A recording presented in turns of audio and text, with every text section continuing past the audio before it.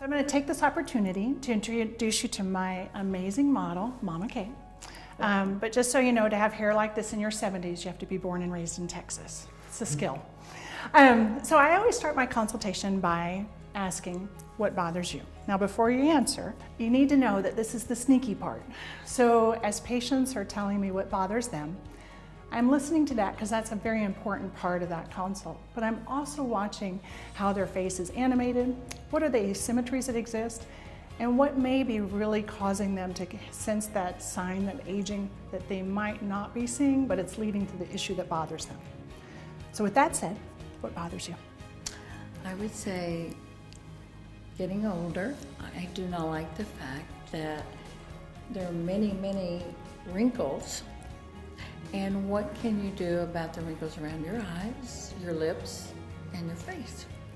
This is a great opportunity to remind everybody we don't have a magic wand, but that also aging for different people occurs in different areas at different aspects.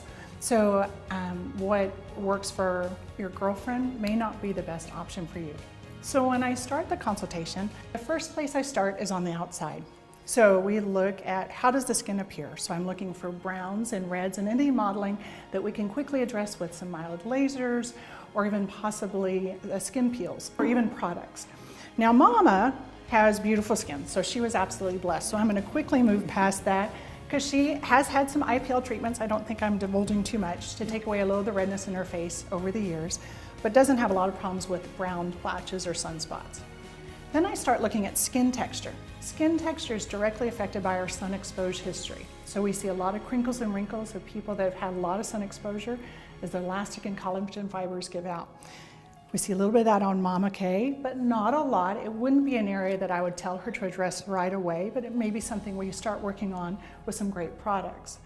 But these are areas that we think about resurfacing, and obviously those details are for future lectures, but that's where I'm starting to think if I see a lot of texture change. Then we look at areas of hypermobility, and she did touch on that when she was talking to me. She says, I don't like the wrinkles around my eyes. I don't like the wrinkles that I see. Well, we start thinking about hypermobility, and so when we smile or we furrow, those areas are hypermobility. So now I'm starting to think maybe the toxin family, and of course we'll address that further in detail at another lecture. I also start looking at volume loss. So we all get volume loss as we age, but it varies from person to person. Part of the wrinkling issue that she's discussing and feeling that things are starting to fall with gravity is that volume loss. So we have fat pads that sit in our cheeks, in our temples, around the nose and lower face, and these are things that we traditionally affect with filler. So muscle laxity hits us all, just like we can't build the same bicep we did when we were in our 20s. We lose muscle strength in our face and in the muscle of expression, and that also will start accentuating that feeling of aging, or a lot of women saying that their face feels like it's sliding down. And we do have products that address that laxity as well. Skeletal volume loss is another issue, and we all lose bone as we get wiser. And here's the reality of that there is only so much that we can correct, and it's important to embrace the fact that aging is a privilege, and you just need to look best for the age that you are. So, the bad news is we don't have a magic wand. The good news is we have a tremendous number of tools in our tool chest that are excellent at addressing the issues that are very pertinent to each patient. So I ask you to take a couple things away. One, strive to look good for the age you are. Number two, you are an individual. The process of aging is individual.